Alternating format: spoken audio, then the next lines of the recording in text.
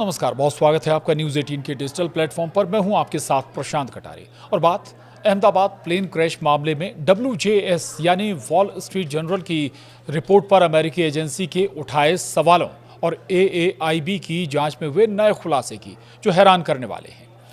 Ahmedabad plane crash पर सामने आई media reports को लेकर अमेरिकी agency US national transportation safety board यानी NTSB की अध्यक्ष जेनिफर हुमेंडी ने कहा है कि जो बातें सामने आई हैं वो सिर्फ अटकलें लगाने वाली हैं। भारत के विमान दुर्घटना जांच ब्यूरो AAIB ने अभी अपनी शुरुआती रिपोर्ट जारी की है। ऐसी जांच में समय भी लगता है। NTSB की अध्यक्ष हुमेंडी का ये बयान अमेरिकी अखबार वॉल स्ट्रीट जर्नल WSJ की रिपोर्ट पर है। WSJ की रिपोर्ट में दावा किया गया था कि विमान के कैप्टन सुमित सभरवाल ने ही इंजनों में फ्यूल की सप्लाई रोकी थी, जिस पर FIP यानी भारतीय पायलट महासंघ ने आपत्ति जताई थी। US national transportation safety board की अध्यक्ष के बयान पर भारतीय पायलट महासंघ की तरफ से कहा गया है कि इससे पश्चिमी मीडिया को चेतावनी मिलेगी। दरअसल WSJ ने बताया था कि यह खुलासा दोनों पायलटों के बीच बातचीत की कॉकपिट रिकॉर्डिंग से हुआ है। वॉइस रिकॉर्डिंग से पता चला कि बोइंग विमान उड़ा रहे को पायलट क्लाइव कुंदर ने कैप्टन सुमित सभरवाल से पूछा, आपने फ्यूल स्विच को कट ऑफ पोजीशन में क्यों कर दिया है? सवाल करते समय को पायलट हैरान थे। उनकी आवाज में घबराहट थी, जबकि कैप्टन सुमित शांत नजर आ रहे थे।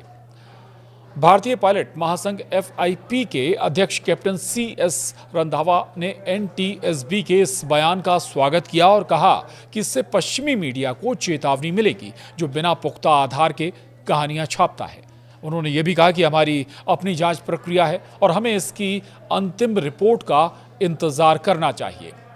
इतना ही नहीं, FIP ने फ्लाइट AI-171 की दुर्घटना पर पब्लिश रिपोर्टों को लेकर अमेरिका की दो प्रमुख मीडिया संस्थानों वॉल स्ट्रीट जर्नल यानी WSJ और रॉयटर्स को कानूनी नोटिस भी भेजा है। संघ का आरोप है कि दोनों मीडिया संस्थानों ने बिना पुष्टि के भ्रामक और गलत सूचनाएं पब्लिश की, जिससे मृत पायलटों की प्रतिष्ठा को गहरा नुकसान पहुंचा है। संघ का यह भी कहना है कि ऐसी रिपोर्टिंग से न केवल मृतक पायलटों की छवि धूमिल हुई है, बल्कि उनके परिजनों को भी अनावश्यक मानसिक पीड़ा झेलनी पड़ी है। इससे पायलट समुदाय का मनोबल भी प्रभावित हुआ है, जो पहले से ही उच्च दबाव में काम करता है। इधर AAIB यानी एयरक्राफ्ट एक्सीडेंट इन्वेस्टिगेशन ब्यूरो ने वॉल स्ट्रीट रिपोर्ट पर कहा था कि अभी इंतजार करें। वॉल स्ट्रीट जर्नल ने ये बात जांच से जुड़े अमेरिकी सूत्रों के हवाले से दी है। इसके बाद एयरक्राफ्ट एक्सीडेंट इन्वेस्टिगेशन ब्यूरो यानी AAIB ने कहा कि सभी लोग अंतिम रिपोर्ट आने का इंतजार करें। जांच अभी चल रही है और अभी किसी नतीजे पर पहुंचना सही नहीं होगा। वहीं भारत ने भी पायलटों की बातचीत सार्वजनिक की थी। इससे पहले एयरक्राफ्ट एक्सीडेंट इन्वेस्टिगेशन ब्यूरो यानी AAIB ने 12 जुलाई को प्लेन क्रैश पर अपनी शुरुआती जांच रिपोर्ट जारी की थी। इसमें बताया था कि फ्यूल स्विच अचानक रन से कट ऑफ पोजीशन में चले गए थे, जिससे दोनों इंजन बंद हो गए। हालांकि रिपोर्ट में ये नहीं बताया गया कि फ्यूल स्विच कैसे बंद हुए। AAIB की रिपोर्ट में बताया गया कि कॉकपिट वॉइस रिकॉर्डर पर एक पायलट को दूसरे से ये पूछते हुए सुना गया कि उसने फ्यूल क्यों बंद कर दिया। दूसरे पायलट ने जवाब दिया कि उसने ऐसा नहीं किया।